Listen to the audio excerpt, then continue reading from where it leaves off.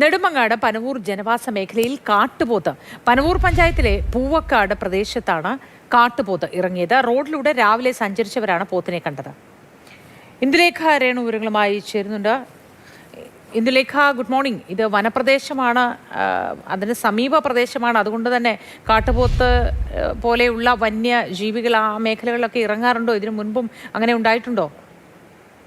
മോത്തി, പനവൂർ പൂവക്കാടാണ് ഇന്ന് പുലർച്ചെ കാട്ടുപോത്തിനെ കണ്ടത്. രാവിലെ ടാപ്പിങ്ങിനായിട്ട് പോയ തൊഴിലാളികളാണ് ഈ കാട്ടുപോത്തിനെ കാണുന്നത്. അവിടെ റോഡിനോട് ചേർന്നുള്ള ഒരു പുരയിടത്തിന്റെ സംരക്ഷണ മതിൽ ചാടിക്കടന്ന് അതിനുള്ളിലേക്ക് കയറി പോകുന്നതാണ് കണ്ടത്.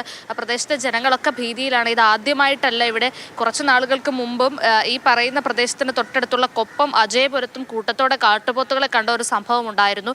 അന്ന് ഇതുപോലെ വനം വകുപ്പിനെ വിവരം അറിയിച്ചിട്ട് അവർ വന്ന് ഇവയെ കാട്ടിലേക്ക് തുരത്തുകയായിരുന്നു ചെയ്തിരുന്നത്.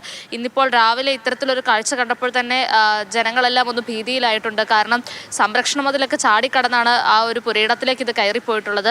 സമീപ പ്രദേശത്ത് വീടുകളൊക്കെ ഉള്ള ഒരിടമാണ്. മാത്രമല്ല പുലർച്ചെ അതിരാവിലെയൊക്കെ ജോലിക്ക് പോകുന്ന ആളുകളുമുണ്ട്. അപ്പം അത്തരത്തിലുള്ളവരുടെയൊക്കെ മുന്നിൽ ഇത് വന്ന് പെട്ടാലുള്ള അവസ്ഥയൊക്കെ ഓർത്ത് അവർക്ക് നല്ല ഭീതിയുണ്ട്. എന്തായാലും നിലവിൽ വനംവകുപ്പിനെ വിവരം അറിയിച്ചിട്ടുണ്ട്.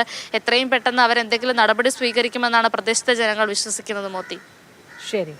വിവരങ്ങൾ നൽകിയത് ഇന്ദുലേഖ രേണുവാണ്. ജനവാസ മേഖലയിലാണ് ഈ കാട്ടുപോത്ത് ഇറങ്ങിയത്. വലിയ ഭീതി ഉണ്ടാക്കുന്നുണ്ട്. അതുകൊണ്ട് തന്നെ വനം വകുപ്പിനെ അറിയിച്ചിട്ടുണ്ട്. വേണ്ട രീതിയിൽ അവർ ഇടപെടും എന്ന് കരുതുന്നു.